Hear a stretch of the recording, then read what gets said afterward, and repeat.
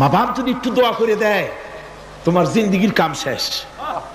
একটু বদদোয়া করলে জাহান্নামে যাবা। কোন পীর সাহেব বদদোয়া করলে জাহান্নামে যাবে এমন কথা নয়। কোন মাওলানা বদদোয়া করলে দোজখে যাবে এমন কথা নয়।